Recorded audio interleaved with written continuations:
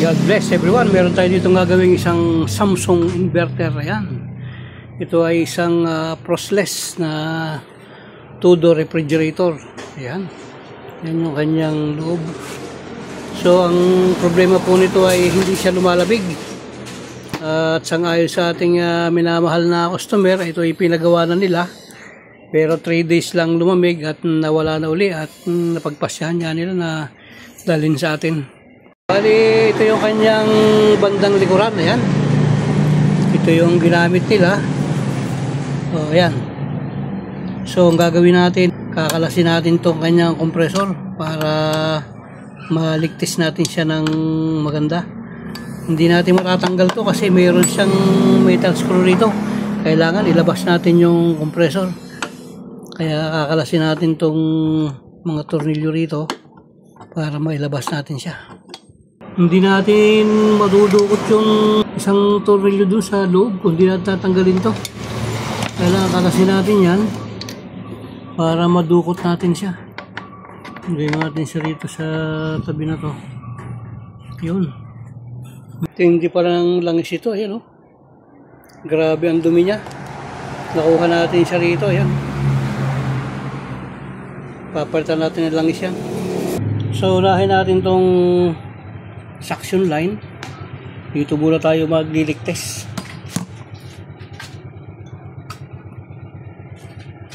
Kaya lagyan natin siya ng 100 PSI. Ayan. Suction line muna ang unahin natin, yung pinaka-evaporator section niya.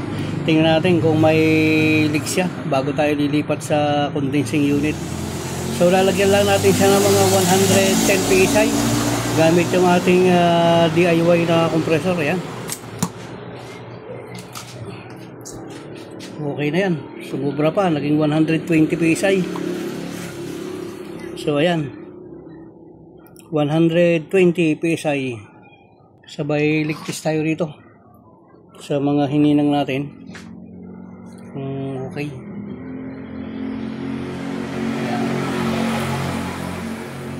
Pati dito sa kapilya rin na hininang natin. So ayan, bigyan natin siya ng mga 5 oras, 5 hours. Ayan.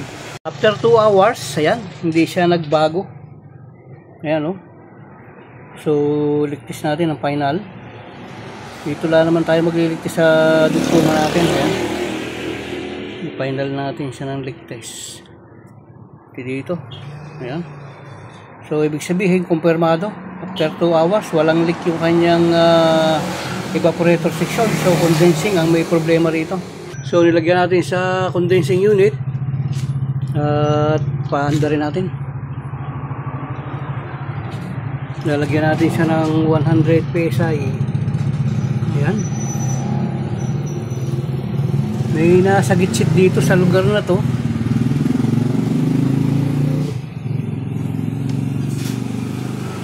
So ayun. Ayan, oh. Dito nanggagaling sa lugar na to. Sabihin nandito sa lugar na to ang leak. Sa lugar na to, ayan, oh. Sabihin na yun. Condenser, yan. Medyo mahirap-hirap tong tanggal na yan, oh. Ang lakas bumaba, kakunti na agad yung ating nilagay, oh. Oh. So ibig sabihin, condenser, kumpirmado. Ang lakas, oh. Ang lakas ng bubbles niya, ayan, oh. Yan, sa lugar na yan, yan. Pumasok sa tubo. Ayan, oh.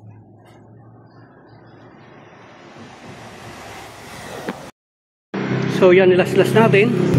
At ito yung ating hihinangin. Medyo alanganin, nilagyan natin ng bakal kasi may plastic doon sa dulo, eh. Tingnan natin kung mahihinang natin yan. Hindi pwedeng hinangin, ayan, oh, nasusunog.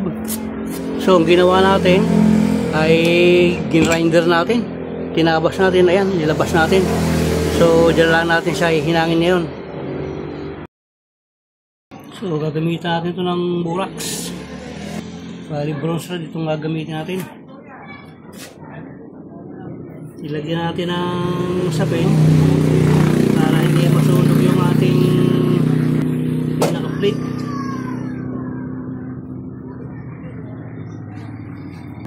Laro-laruin lang natin yan eh. Maganda ang kanyang kapit.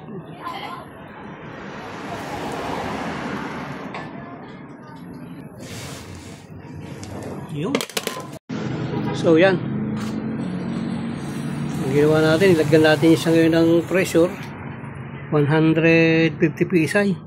Titingnan natin kung magbabago siya sa loob ng 2 oras. So yun, magkalipas ng 2 oras ay hindi nga nagbago yung ating pressure. So meaning na ito lang talaga ang butas, itong lugar na to. So magpuproceed naman tayo ngayon ng pagpa-flushing. Pero isasarado muna natin itong cover niyang yan. Yan, ayusin muna natin, tataklob natin siya dito. Pininturahan ko na rin para hindi na siya mabulok. So gamit yung ating DIY na compressor. Yan. Dami na lumabas. Malangis. Malangis siya, yan oh. Yan yung lumalabas na langis sa evaporator niya. So gamit pa rin itong ating 141 bay na sinali natin sa 4 kantos. Yan yung ating ginagamit na pamflashing sabay bumba nitong ating DIY na compressor. Hintayin lang natin siyang lumubog at bubumbahin natin siyang mabuti para hindi masayang kasi yan mabagal siyang lumubog. So yun, sumisirit yun ang dami. Ano maabot ng 150 psi yung ating compressor. Yan. Ang dami Yan 141B na yung lumalabas. Bali ubos na yung langis niya sa loob. Ayan puro 141B na yan. Tindi. Yan. Labas lahat yung kanyang rebaba dyan. Ang layo ng tilakbo, but dito, yung basa niya, ayan sumasagalpit pa. Bago natin babanlawan ng nitrogen. Grabe ng langis ito. Maitim pa sa kape.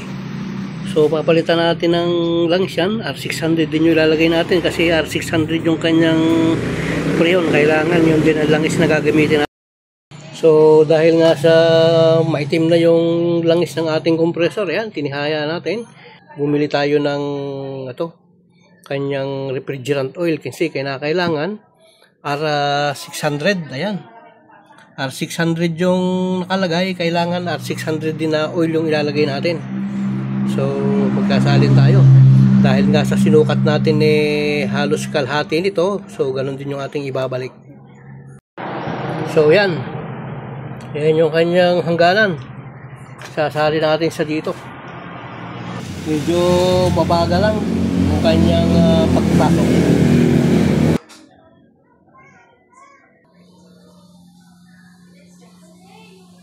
So yan, katulad ng dati, lalagay natin dito bago nating filter dryer. So medyo kinapos yung ating kapilyari at nagdagdag tayo. Yan, at yan, magbabacuum na tayo. Yan nga, pagkayari ng 10 minutes ay tatanggalin na natin yung kanyang pagkaka-vacuum natin.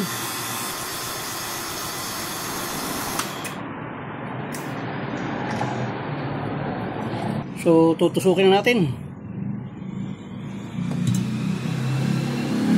Nakabukas na tong high side natin. Bago natin to butasin para yung pressure o yung pressure niya lalabas muna rito bago papasok doon para solid na refrigerant yung ating makuha, walang moisture. Yun, pag kumagat na i-release na natin. So yun na.